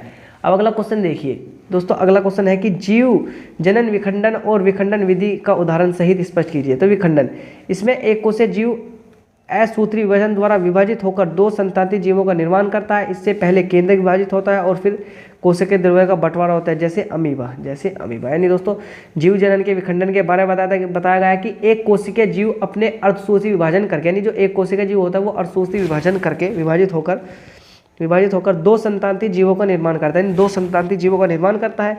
इसमें पहले में केंद्रक विभाजित होता है और फिर कोशिका द्रव्य में बदलाव होता है, जैसे अमीबा। अब दोस्तों चलते हैं अगले क्वेश्चन की तरफ। इसके बाद भी एक बार देख लेते हैं कि क्या है इसमें देखिए अलैंगिक तथा लैंगिक जनन में 4 अंतर है, यानी लैंगिक जनन और अलैंगिक जनन के बारे में बता रखा है। दोस्तों अलैंगिक और लैंगिक, दोस्तों अलैंगिक क्या होता है और लैंगिक क्या होता है उसे देखेंगे। यानी एक ही जनन की संतान की उत्पत्ति होती है, दोस्तों एक ही जनक संतान की उत्पत्ति होती है। यानी जो अलैंगिक जनन है दोस्तों, अलैंगिक जनन में यानी एक आदमी ही संतान उत्पन्न कर देता है, यानी एक आदमी संतान उत्पन्न कर देता है। अब लैंगिक जनन क्या है, संतान की उत्पत्ति के लिए प्राय 2 जनकों का होना आवश्यक है, प्राय जैसे आदमी और जानवर। और दोस्तों इसमें अमीबा, यानी अमीबा ऐसा है कि वो स्वयं ही विभक्त होकर यानी एक बच्चे को जन्म देता है, यानी उसमें खुद ही से उसका स्वयं का यानी विखंडन हो जाता है। जब एक ही जनक संतान की उत्पत्ति करता है और संतान की अलैंगिक जनन कहलाता है, और जब संतान की उत्पत्ति के लिए 2 जनकों का होना आवश्यक होता है। अब देखें निषेचन नहीं होता, निषेचन होता है, यानी इसमें निषेचन नहीं होता, इसमें निषेचन होता है। संतान पूर्णतः जनक के समान होते हैं, जो निषेचन में होती है ना, संतान पूर्णतः जनक के समान होती है। संतान दोनों जनकों से भिन्न भिन्न होती है, जो संतान होगी दोनों जनकों से भिन्न भिन्न होती है, दोनों जनकों से भिन्न भिन्न होती है। अब अगला क्वेश्चन देखिए, परिवार नियोजन की 2 स्थायी विधियों का वर्णन करें। तो दोस्तों किसी परिवार नियोजन की किसी भी परिवार नियोजन को परिभाषित कीजिए और नियोजन परिवार के लिए कोई 2 स्थायी विधियों का उल्लेख करें। तो दोस्तों किसी स्थान विशेष पर दिए गए समय पर उपस्थित कुल व्यक्तियों की संख्या उस स्थान की जनसंख्या कहलाती है। दोस्तों अगर मैं कहूँ कि अब इस टाइम हमारे यूट्यूब पर कितने चैनल हैं, तो दोस्तों हमारे कितने लोग सदस्य हैं, तो हमारे कितने हैं, 1000 से भी ज़्यादा हैं। तो दोस्तों किसी स्थान विशेष पर दिए गए समय पर, यानी किसी दिए गए स्थान विशेष पर किसी समय में उपस्थित कुल व्यक्तियों की संख्या उपस्थित कुल व्यक्तियों की संख्या उस स्थान की जनसंख्या कहलाती है। अब इकाई समय में व्यक्तियों की संख्या में होने वाली वृद्धि की जनसंख्या वृद्धि कही जाती है। अब जनसंख्या वृद्धि के कारण दोस्तों किस कारण से जनसंख्या बढ़ी है? निरक्षरता। निरक्षरता, लोग छोटे परिवार के महत्व को नहीं जानते, इस कारण उन्हें से अज्ञानता, निरंतर संतान उत्पत्ति होती रहती है। दोस्तों जो निरक्षर लोग होते हैं वे छोटे परिवार के बारे में नहीं जानते इतना ज़्यादा, और वे लगातार सोचते हैं कि हम जितने ज़्यादा बच्चे हमारे पास होंगे इतने ज़्यादा वे काम करेंगे और इतना ज़्यादा पैसा आएगा। अब अगला क्वेश्चन है कमाइयों में विवाह। ग्रामीण तथा अशिक्षित परिवारों में आज भी बाल विवाह का प्रथा का प्रचलन है। कानूनी बंधनों के बावजूद कम आयु में ही अनेक विवाह संपन्न हो जाते हैं, जिनके कारण कम आयु में वे दंपति संतानों को उत्पन्न करने लगते हैं। कम उत्पत्ति, एक तो हो गया दोस्तों अशिक्षा हो गया, दूसरा कम आयु में विवाह हो गया। दोस्तों अब देखते हैं जनसंख्या नियंत्रण के उपाय, यानी किस तरह से हम इसका नियंत्रण का उपाय कर सकते हैं। दोस्तों जनसंख्या में सीमित करने हेतु गर्भ निरोधक विधियों का उपयोग कर सकते हैं, गर्भ निरोधक गोलियों का उपचार कर सकते हैं। प्रसार, इन सुविधाओं को उल्लंघन करना, उपलब्ध कराना। नंबर 2, साक्षरता को उच्च लेवल तक ले जाना, जो साक्षरता है उसे थोड़ा सा उसका उच्च लेवल बढ़ा देना। दोस्तों विवाह में आयु को लड़की की आयु 21 व लड़कों की आयु 24 कर देना। अब देखते हैं शल्य विधियाँ, यानी शल्य विधियाँ कौन कौन सी है? पुरुषों का ऑपरेशन, जिसे हम बोलते भी वैसेक्टोमी देखा था। यह शुष्क नलिका को बहुत ही साधारण ऑपरेशन है, इसमें शुक्र वाहिनियों को काटकर बांध दिया जाता है, इसके उपरांत गर्भ निरोधन का भय नहीं रहता। अब महिलाओं का ऑपरेशन ट्यूबेक्टोमी, इसमें ऑपरेशन करके फैलोपियन नलिकाओं को काटकर बांध दिया जाता है, फैलोपियन नलिकाओं को काटकर बांध दिया जाता है। इस प्रकार अंडाओं का निर्माण होता रहता है तथा महामारी चक्र भी सामान्य रूप से चलता रहता है, किंतु अंडाणु नलिका से आगे नहीं पहुंच पाते, नलिका से आगे नहीं पहुंच पाते। तो दोस्तों एक तो वैसेक्टोमी है और एक ट्यूबेक्टोमी है, आप कोई सी भी विधियाँ अपना सकते हैं। अब दोस्तों चलते हैं अगले क्वेश्चन पर। अब दोस्तों देखते हैं हमारा यानी चैप्टर नंबर 9 है कि आनुवांशिकता और जैव विकास चैप्टर देखते हैं। दोस्तों मोस्ट इंपॉर्टेंट क्वेश्चन हो गए इस चैप्टर के। तो दोस्तों सबसे पहला क्वेश्चन देखते हैं कि आनुवांशिकता के जनक किसे कहते हैं, जो आनुवांशिकता होती है उसके जनक किसे कहते हैं। तो दोस्तों ग्रेगर जॉन मेंडल को आनुवांशिकता का जनक कहते हैं। दोस्तों ध्यान रखना, ग्रेगर जॉन मेंडल को आनुवांशिकता का जनक कहते हैं। जो ग्रेगर जॉन मेंडल उन्हें क्या आनुवांशिकता का जनक कहते हैं। अब अगला देखिए, संकर तथा संकरण किसे कहते हैं? जब विपरीत लक्षणों वाले नर तथा मादा के मध्य जनन कराया जाता है तो इस क्रिया को संकर कहते हैं।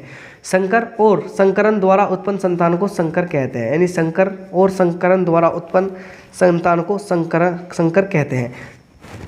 तो दोस्तों ध्यान रखना, जब विपरीत लक्षणों वाले नर और मादा के मध्य जनन कराया जाता है, यानी दोनों के लिंग विपरीत हो उनके मध्य जनन कराया जाता है तो इस क्रिया को संकर और संकरण द्वारा उत्पन्न संतान को संकर कहते हैं। अब पुरुषों में पाए जाने वाले गुणसूत्र का विवरण दीजिए। मनुष्य में अलिंग गुणसूत्र या ऑटोसोम के अतिरिक्त पाए जाने वाले गुणसूत्र अलिंग गुणसूत्र कहलाते हैं। दोस्तों कह रहा है कि पुरुषों में पाए जाने वाले लिंग गुणसूत्र का विवरण दीजिए। ये जो पुरुषों में जो लिंग गुणसूत्र पाए जाते हैं वे कौन से हैं, उनका विवरण मांग रहा। यानी मनुष्य में अलिंग गुणसूत्र या ऑटोसोम के अतिरिक्त पाए जाने वाले गुणसूत्र लिंग गुणसूत्र कहलाते हैं। क्या लिंग गुणसूत्र कहलाते हैं। पुरुषों में 2 असमान लिंग गुणसूत्र पाए जाते हैं, इनमें से एक को एक्स क्रोमोसोम व दूसरे को वाई क्रोमोसोम कहते हैं। जो पुरुषों में यानी 2 असमान लिंग गुणसूत्र पाए जाते हैं, यानी एक तो एक्स होगा दोस्तों और एक क्या होगा, एक वाई होगा कहा जाता है। इसका अर्थ है कि पुरुष विषम युग्मी होते हैं तथा एक्स वाई लिंग गुणसूत्रों में एक बड़ा व दूसरा वाई आकार का छोटा है। यानी जो एक्स होगा वो कैसा वो बड़ा होगा और वाई आकार का छोटा होता है। वाई में ही पुरुषों के जीन लक्षण उपलब्ध होते हैं। ये दोस्तों वाई में ही अगर एक्स मिलता है तो लड़की बनती है और एक्स वाई मिलता है तो लड़का बनता है। अब कह रहा है कि डीएनए का पूरा नाम लिखा है, प्रोटीन संश्लेषण कैसे करता है। तो डीऑक्सीराइबोन्यूक्लिक अम्ल इसका पूरा नाम है, यानी डीएनए का पूरा नाम क्या है, डीऑक्सीराइबोन्यूक्लिक इसका पूरा नाम है। रेखिक अणु डीएनए में विभिन्न प्रकार के प्रोटीन्स के संश्लेषण हेतु सूचना क्रेडिट रूप में संग्रहित होती है। काय में क्रेडिट रूप में संग्रहित होती है।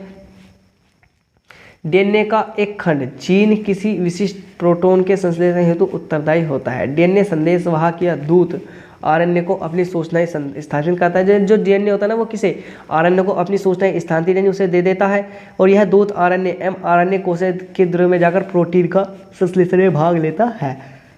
इसी में किसी प्रोटीन में पाए जाने वाले एमिनो अम्ल के सटीक क्रम में सूचना होती है। प्रोटीन एमिनो अम्ल के बहुलक हैं, जैसे डीएनए से पहले एमआरएनए के पास जाएगा और एमआरएनए से किसके प्रोटीन के पास जाता है। अब दोस्तों चलते हैं अगले क्वेश्चन के लिए अगले पेज पर। अब दोस्तों देखिए अगला क्वेश्चन देखते हैं कि फोकस दूरी तथा वक्ता त्रिज्या में संबंध, यानी जो हमारी फोकस दूरी होती है और वक्ता त्रिज्या इसमें दोनों में क्या संबंध होता है इन्हें देखते हैं। तो दोस्तों फोकस दूरी और वक्ता त्रिज्या में क्या संबंध है। तो दोस्तों फोकस फोकस दूरी वक्ता त्रिज्या की आधी होती है। जो फोकस दूरी होगी ना वक्ता त्रिज्या की, यानी एफ से फोकस दूरी वक्ता त्रिज्या आर की क्या होगी, आधी होगी, आर की आधी होगी। अब गोले दर्पण के लिए फोकस दूरी का सूत्र, यानी जो हमारे गोले दर्पण होते हैं दोस्तों, इन गोले दर्पण के लिए फोकस दूरी का क्या सूत्र है इसे देखेंगे दोस्तों। 1 बराबर एफ बराबर 1/v प्लस 1 अपोन में यू। गोले दर्पण के लिए फोकस दूरी 1 बराबर 1/f बराबर 1 अपोन में v प्लस 1 अपोन में u इसका सूत्र होता है, 1 अपोन में u इसका सूत्र होता है।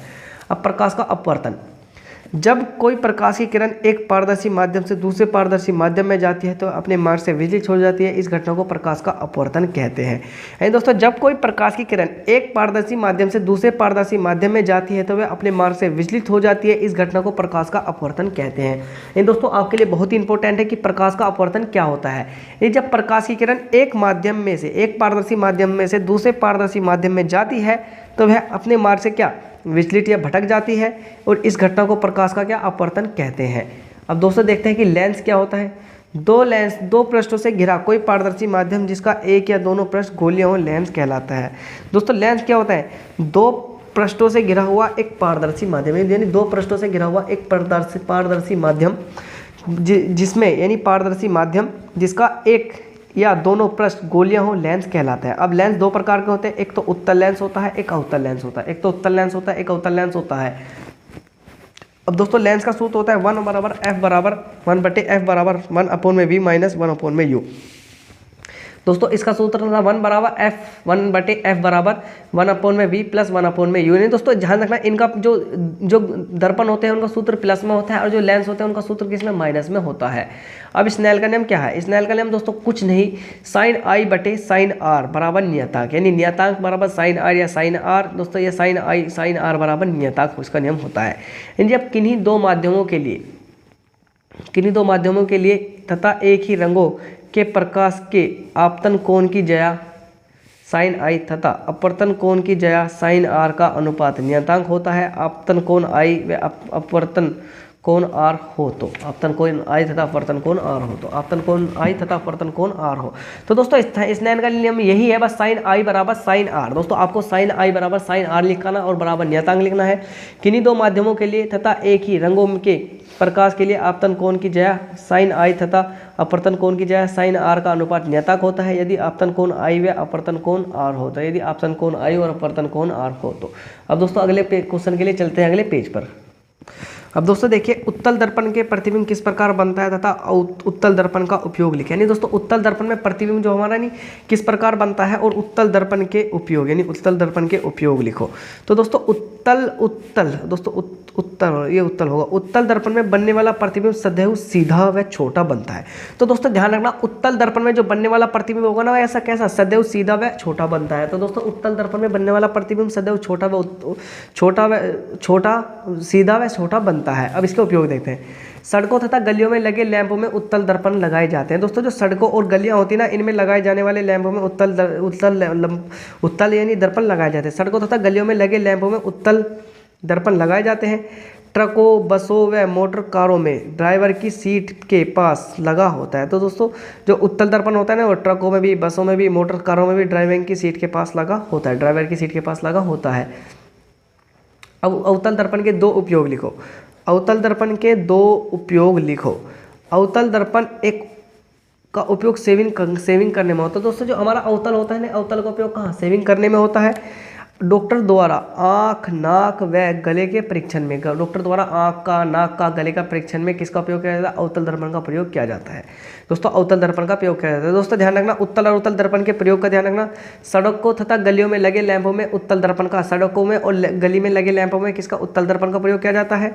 ट्रकों के और बसों की, मोटर कारों में ड्राइवर की सीट के पास लगा होता है, ड्राइवर की सीट के पास लगा होता है। इसमें क्या, अवतल दर्पण का उपयोग सेविंग करने में होता है। डॉक्टर द्वारा आँख, नाक, कान, गले के परीक्षण में इसका प्रयोग किया जाता है। अब दोस्तों अगला क्वेश्चन है कि प्रकाश के परिवर्तन से आप क्या समझते हैं। प्रकाश के परिवर्तन का चित्र अनुसार कीजिए। दोस्तों प्रकाश का परिवर्तन का चित्र आपको सेम टू सेम इसी तरह से बनाना है जिस तरह से मैंने ये वाला चित्र यानी डायग्राम बना रखा है। तो दोस्तों आप इस डायग्राम का यानी स्क्रीनशॉट ले सकते हैं। दोस्तों आप मैं इसका PDF white page exam Telegram channel पर दे दूँ अगर आपने कमेंट करा के बताया तो मुझे। तो दोस्तों अब हम देखते हैं कि प्रकाश का अपवर्तन क्या होता है। इसके लिए चलते हैं हम अपने अगले पेज पर। दोस्तों उधर तो खाली चित्र दे रखा है, नहीं इधर दे रखी डेफिनेशन। प्रकाश का परावर्तन, प्रकाश किरण किसी एक चिकने तल से टकराकर वापस उसी माध्यम में लौटना प्रकाश का परावर्तन कहलाता है। यानी अगर कोई किसी प्रकाश की किरण किसी चिकने तल से टकराकर, कोई तल है, अब उस तल से टकराकर प्रकाश की किरण टकराकर वापस उसी माध्यम में लौटना प्रकाश का परावर्तन कहलाता है। वापस उस माध्यम में लौटना प्रकाश का परावर्तन कहलाता है। प्रकाश जिस तल से परावर्तित होता है उस तल को परावर्तक तल कहते हैं। यानी प्रकाश जिस तल से परावर्तित हो रहा है उस तल को क्या, परावर्तक तल कहते हैं। माना Mn एक परावर्तक तल है पर An प्रकाश किरण आपतित होती है तथा Nc परावर्तित होकर Nn परावर्तक तल पर आपतन बिंदु से खींचा गया अभिलंब है। अतः प्रकाश के परावर्तन के नियम से स्पष्ट किया जा सकता है। ये दोस्तों ध्यान रखना, बस आपको पढ़ना है इसे। जब प्रकाश किसी चिकने तल पर टकराकर वापस उसी माध्यम में लौटना प्रकाश का परावर्तन कहलाता है। अगर प्रकाश की किरण किसी माध्यम से टकराई है और वापस उस माध्यम में लौट गई तो क्या, प्रकाश का अपवर्तन कहलाता है। प्रकाश जिस तल से परावर्तित होता है उस तल को परावर्तक तल कहते हैं। यानी प्रकाश जिस तल से परावर्तित हो रहा है उस तल को क्या, परावर्तक तल कहते हैं और परावर्तक तल कहते हैं। माना Mn एक परावर्तक तल है। यानी दोस्तों Mn एक परावर्तक तल है। इस तरह से हम इसका डायग्राम बना सकते हैं दोस्तों, यानी इस तरह से हम इसका डायग्राम बना सकते हैं दोस्तों। जैसे यानी ये है दोस्तों, इस तरह से एक इसका डायग्राम बना सकते हैं। यानी ये Mn क्या है दोस्तों, इसे M मान लो, इसे N मान लो। Mn एक पर क्या, यानी एक इस किरण ऐसा ही एक ऐसे, यानी किरण ऐसा आगे ऐसे निकलेगी। Mn क्या है, किरण Mn एक परावर्तक तल है और An प्रकाश की किरण आपतित होती है। यानी An जो है नी, An दोस्तों जो An है दोस्तों, An आपतित किरण है, An आपतित किरण है तथा Nc परावर्तित किरण। तो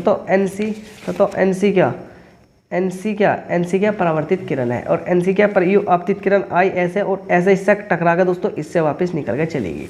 Nc क्या एक परावर्तित किरण है। N परावर्तक तल पर आपतन बिंदु से खींचा गया लंब है। अतः जब प्रकाश की परावर्तन के नियमानुसार स्पष्ट किया जा सकता है। अब देखते हैं कि प्रकाश के अपवर्तन के दो नियम है, एक तो प्रथम नियम होता है, एक दूसरा नियम होता है। दोस्तों दोनों नियम देखेंगे, दोनों नियम क्या है। प्रथम नियम क्या होता है कि आपतन कोण परावर्तन कोण के बराबर होता है। आपतन कोण बराबर परावर्तन कोण, यानी जो हमारा आपतन कोण होगा किसके, परावर्तन कोण के बराबर होता है। यानी आपतन कोण परावर्तन कोण के बराबर होता है। अब साइन यानी ए डैश दोस्तों Cn या साइन आई बराबर साइन आर के बराबर होता है। अब द्वितीय नियम देखते हैं दोस्तों। आपतित किरण, जो हमारी आपतित किरण होती है, परावर्तित किरण तथा आपतन बिंदु पर अभिलंब सभी एक ही तल में होते हैं। यानी आपतित किरण, परिवर्तित किरण तथा आपतन बिंदु पर अभिलंब तीनों एक ही तल में स्थित होते हैं। दोस्तों मैंने आपको दिखाया था ना अभी, ये हमारी आपतित किरण होगी, ये दोस्तों हमारी परावर्तित किरण होगी, ये दोस्तों आपतन बिंदु पर अभिलंब में तीनों किसमें एक ही तल में स्थित होते हैं, अब दोस्तों ये हमारा द्वितीय नियम भी पूरा हो गया। अब चलते हैं हम अगले पेज पर। दोस्तों अब देखते हैं हमारा अब चैप्टर नंबर 11 है मानव नेत्र तथा रंग बिरंगा संसार। दोस्तों मानव नेत्र तथा रंग बिरंगा संसार, इस चैप्टर से देखते हैं कि चैप्टर से हमारा क्या इंपॉर्टेंट है। दोस्तों सबसे पहले देखते हैं नेत्र लेंस। नेत्र लेंस की वह क्षमता, यानी नेत्र की समझन क्षमता से आप क्या अभिप्राय है, नेत्र की समझन क्षमता से क्या अभिप्राय है।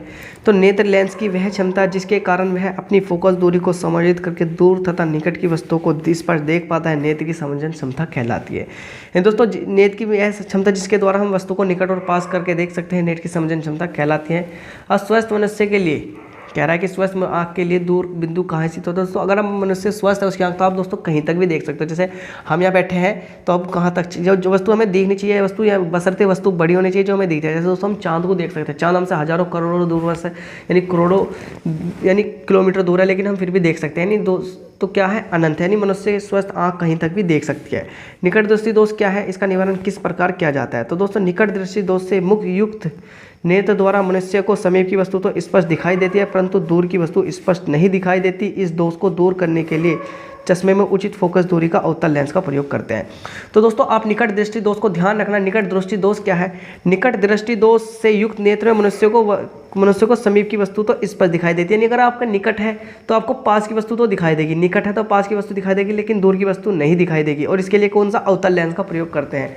पास की वस्तु दिखाई देगी, दूर की वस्तु नहीं दिखाई देगी, और अवतल लेंस का प्रयोग करते हैं। अब दूरदृष्टि दोष के लिए देखते हैं, के लिए किस प्रकृति का लेंस का प्रयोग किया जाता है। दूरदृष्टि दोष से युक्त नेत्र द्वारा मनुष्य को दूर की वस्तु तो स्पष्ट दिखाई देती है, दूर की वस्तु तो स्पष्ट दिखाई देगी, परंतु समीप की वस्तु स्पष्ट नहीं दिखाई देती। इस दोष को दूर करने के लिए अवतल लेंस का, कौन सा, उत्तल लेंस का प्रयोग किया जाता है। किसका, उत्तल लेंस का प्रयोग करते हैं।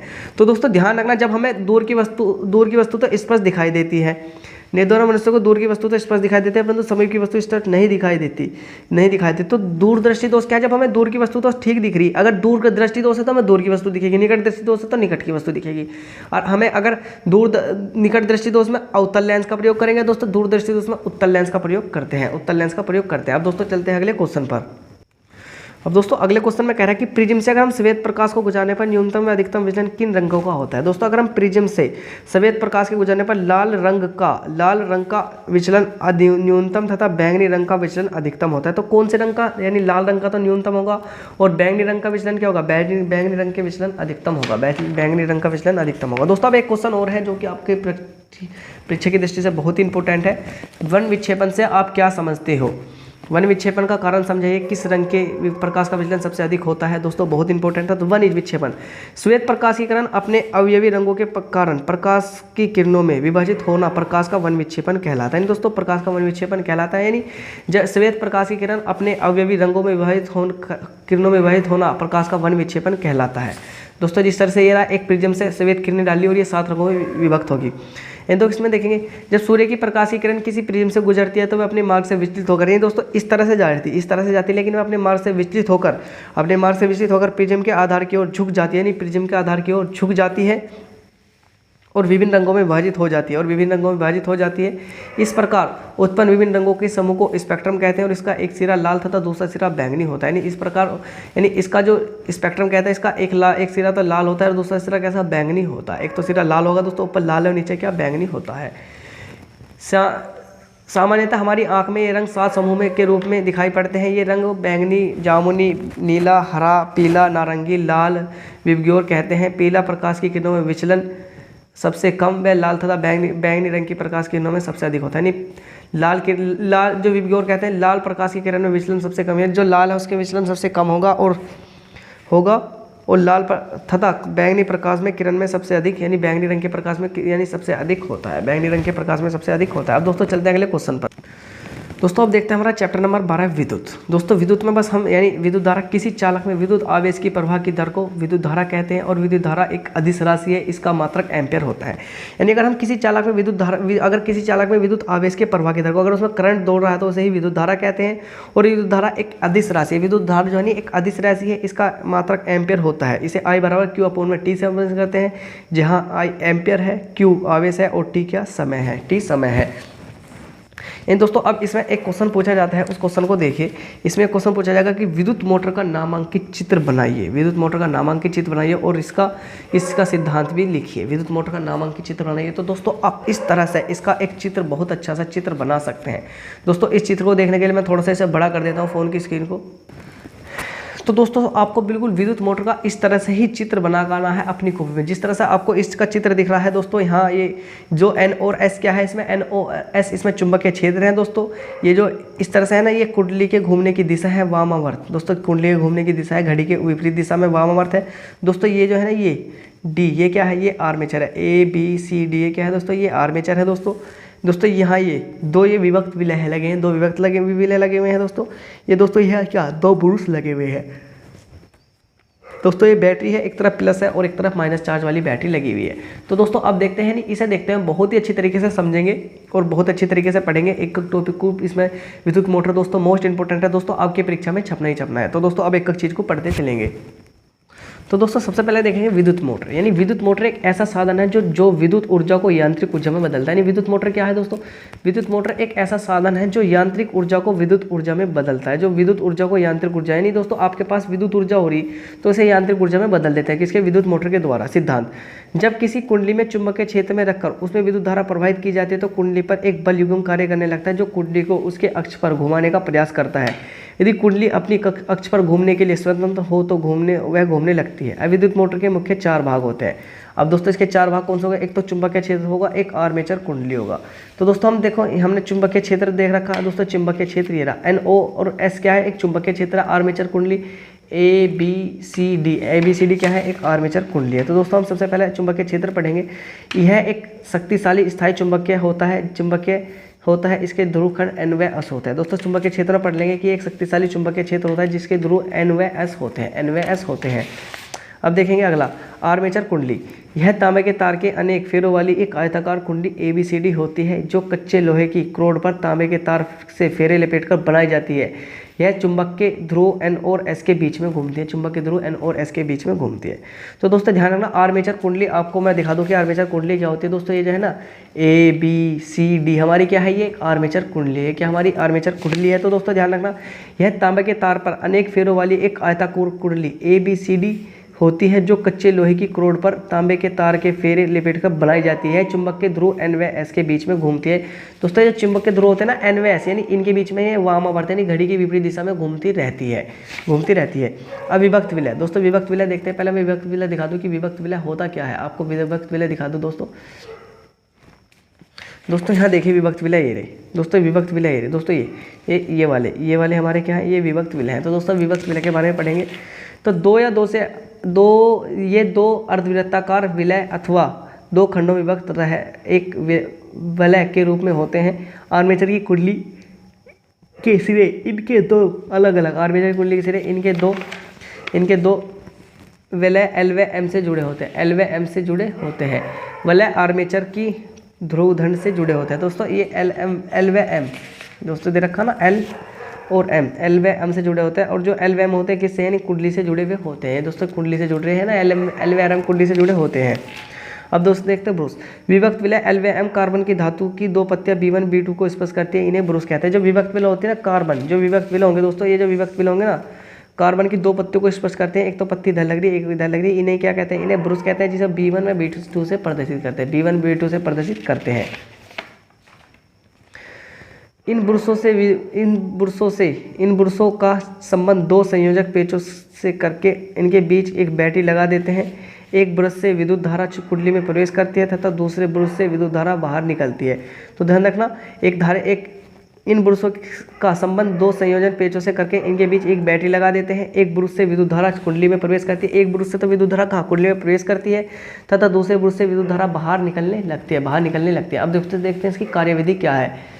जब बैटरी में कुंडली में विद्युत धारा प्रवाहित करते हैं, जैसे हम बिजली के तार लगाते हैं, तो फ्लेमिंग के बाएं हाथ के नियमानुसार कुंडली की भुजाएं ABCD पर बराबर परंतु विपरीत दिशा में दो बल कार्य करने लगते हैं। ये दोनों बल एक बल युग्म बनाते हैं, जिसके कारण कुंडली वामावर्त यानी एंटी क्लॉकवाइज दिशा में घूमने लगती है और कुंडली के साथ साथ उसके सिरों पर लगे विभक्त वलय भी घूमने लगते हैं। बैटरी का एक धन ध्रुव बाएं ब्रुश से व ऋण ध्रुव दाएं ब्रुश से कुंडली से जुड़ा रहता है। जो बैटरी का धन ध्रुव होगा बाएं ब्रुश से व ऋण ध्रुव दाएं ब्रुश से कुंडली से जुड़ा रहता है। अतः कुंडली उसी दिशा में घूमती रहती है। कुंडली किस दिशा में, उसी दिशा में घूमती रहती है, जिस तरह वामावर्त दिशा में घूमती है कुंडली उसी दिशा में घूमती रहती है। तो दोस्तों आप इस तरह से ये जो हमारा मोटर का चित्र है आप इसे पेपर पर बना कर सकते हैं। दोस्तों आपके लिए बहुत ही इंपॉर्टेंट है और आपके यानी 10 नंबर दोस्तों इसमें 7 से 8 नंबर आपके फिजिक्स के पक्के हो जाएंगे। तो दोस्तों अब चलते हैं अगले क्वेश्चनों की तरफ। यानी दोस्तों हम चैप्टर नंबर 13 देखते हैं विद्युत धारा का चुंबकीय प्रभाव और एक धारावाही चालक पर। इसका क्वेश्चन है कि एक धारावाही चालक पर एक समान चुंबकीय क्षेत्र के कारण लगने वाले बल का सूत्र लिखिए। तो दोस्तों यदि किसी B तीव्रता वाले बाह्य चुंबकीय क्षेत्र में B की दिशा में थीटा यानी फाई कोण पर स्थित L लंबाई के चालक में धारा I प्रवाहित हो रही है, तो चालक पर कार्य करने वाला बल F न्यूटन होगा और इसका सूत्र F बराबर IBL साइन थीटा होगा। F बराबर IBL साइन थीटा, F बराबर IBL साइन थीटा। यानी दोस्तों यदि किसी B तीव्रता वाले बाह्य चुंबकीय क्षेत्र में B की दिशा में एक फाई कोण पर स्थित L लंबाई के चालक में धारा I प्रवाहित हो रही है, तो चालक पर कार्य करने वाला बल F बराबर F न्यूटन होगा, जिसे F बराबर IBL साइन कहते हैं। अब दोस्तों देखते हैं अगले क्वेश्चन को। दोस्तों इसमें फ्लेमिंग के बाएं हाथ का नियम लिखिए। चुंबकीय क्षेत्र में स्थित धारावाही चालक पर लगने वाले बल की दिशा फ्लेमिंग के बाएं हाथ के नियम द्वारा ज्ञात कीजिए। कह रहा है कि चुंबकीय क्षेत्र में स्थित धारावाही चालक पर लगने वाले बल की दिशा फ्लेमिंग के बाएं हाथ के नियम द्वारा ज्ञात की जा सकती है।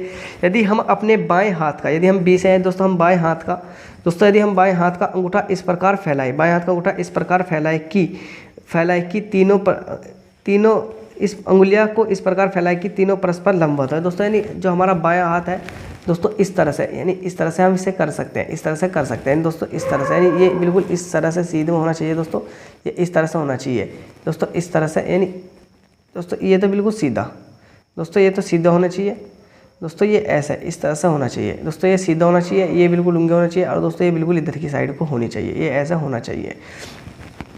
यदि हम अपने बाएं हाथ का अंगूठा तथा उसके पास वाली उंगलियों को इस प्रकार फैलाएं कि तीनों परस्पर लंब हो, तो यदि अंगूठे के पास वाली उंगली चुंबकीय क्षेत्र, ये तो अंगूठे के पास वाली उंगली कौन सी दोस्तों, अंगूठे के पास वाली उंगली तो यही है जो चुंबकीय क्षेत्र बी को, चुंबकीय क्षेत्र दोस्तों किसे बी को प्रदर्शित करेगी, किसे चुंबकीय क्षेत्र बी को प्रदर्शित करेगी, तथा दूसरी उंगली विद्युत धारा आई की उंगली को। दोस्तों ये जो उंगली है ना, ये विद्युत धारा आई, क्योंकि ये ऐसा है तो ये विद्युत धारा आई की दिशा को पर करेगी, तथा अंगूठा चालक पर लगने वाले बल, यानी जो अंगूठा है यानी चालक पर लगने वाले बल एफ को प्रदर्शित करता है, एफ को प्रदर्शित करता है, अंगूठा चालक पर लगने वाले एफ को प्रदर्शित करता है। अब प्रेरित धारा की दिशा कैसे ज्ञात की जाती है, तो फ्लेमिंग के दाएं हाथ का नियम, प्रेरित धारा की दिशा फ्लेमिंग के बाएं हाथ के नियम के अनुसार ज्ञात की जाती है, दाएं के।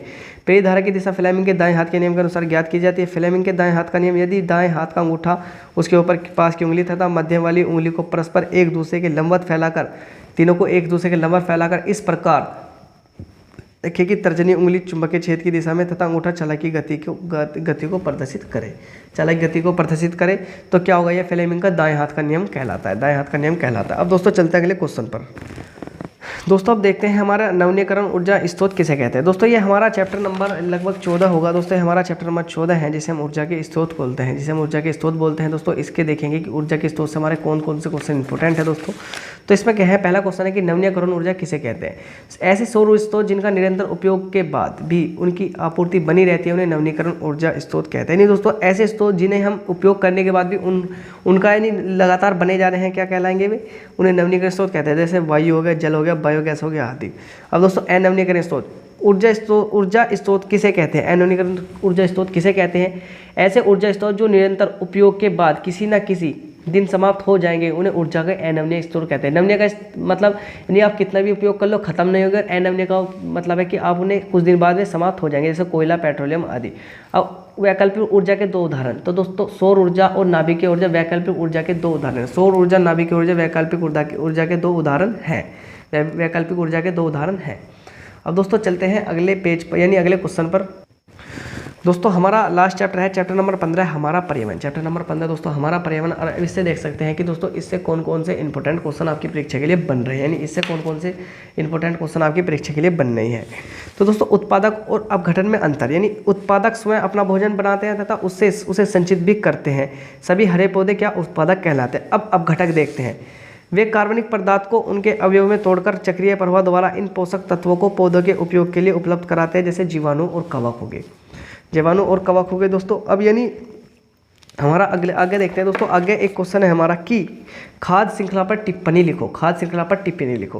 यानी दोस्तों जीवों के भोजन या खाद्य संबंधों को दर्शाने वाली ऐसी श्रृंखला जो भक्षक और उनका आहार बने जीवों को प्रदर्शित करती है, खाद्य श्रृंखला या आहार श्रृंखला कहलाती है। यानी दोस्तों एक बार सुनिए, यानी जीवों के भोजन या खाद्य संबंधों को दर्शाने वाली ऐसी श्रृंखला, क्या तो जो जीव है उनके भोजन और या उनके खाद्य संबंधों को दर्शाने वाली श्रृंखला जो भक्षक और उनके आहार बने जीवों को प्रदर्शित करती है, भक्षक या उनके आहार बने जीवों को प्रदर्शित करती है, खाद्य श्रृंखला कहलाती है। जैसे उत्पादक हरे पौधे, कीट, मेंढक और बाज। यानी दोस्तों पेड़ पौधे जो बाज है वो किसे, मेंढक को खाएगा, मेंढक किसे, कीट को खाएगा, और कीट किसे खाएगा, हरे पेड़ पौधों को खाता है, हरे पेड़ पौधों को खाता है। तो दोस्तों बस इससे यानी यही इंपॉर्टेंट क्वेश्चन थे जो आपकी परीक्षा के लिए इंपॉर्टेंट बन सकते थे। तो दोस्तों जो भी क्वेश्चन इंपॉर्टेंट बन सकते थे इन चैप्टरों से, जो भी दोस्तों हमारा ये चैप्टर थे जो पूरी साइंस है दोस्तों, मैंने आज आपको एक ही वीडियो के अंदर कवर करा दी है। तो दोस्तों अगर आप साइंस में 70 में से 70 लाना चाहते हो तो दोस्तों हमारी एक बहुविकल्पी क्वेश्चन की वीडियो और है जिससे जो आपके 20 नंबर पूरे कराएगी। तो दोस्तों आप उस वीडियो को जरूर देख लेना। अगर आप दोस्तों उस वीडियो को देख लेंगे तो दोस्तों आपके 50 में से यानी 50 तो ये पूरे हो जाएंगे दोस्तों, 20 में 70 में 70 नंबर आपके आने की संभावना बढ़ जाएगी। तो दोस्तों मुझे लगता है कि आयोग की क्लास आपको बहुत अच्छी लगी होगी और दोस्तों बहुत ही मेहनत लगी है इस क्लास को बनाने में। तो दोस्तों आप एक लाइक जरूर कर देना। दोस्तों इस वीडियो का जो लाइक का टारगेट है वो बस दोस्तों 100 लाइक आप कर दीजिए, बस दोस्तों इस वीडियो को 100 लाइक कर दीजिए दोस्तों। तो दोस्तों हाँ, हम 1000 सब्सक्राइबर के बहुत करीब है। तो दोस्तों जो चैनल पर नए हो चैनल को भी जरूर सब्सक्राइब कर देना और बेल आइकन को भी दबा देना। तो दोस्तों अगर आप इसका पीडीएफ चाहते हो तो white page exam Telegram channel पर इसका पीडीएफ मिल जाएगा। तो दोस्तों वहां से जाकर पीडीएफ भी डाउनलोड कर सकते हो। तो दोस्तों आई होप कि क्लास आपको अच्छी लगी होगी। और दोस्तों अगर आपको क्लास अच्छी लगी हो तो आप अपने कक्षा 10 के जो दोस्त हैं दोस्तों, बस आज इस वीडियो को उन दोस्तों तक जरूर शेयर कर देना। तो दोस्तों मिलते हैं अगली वीडियो में, तब तक वीडियो देखने के लिए आप सभी दोस्तों का दिल से बहुत ज़्यादा धन्यवाद।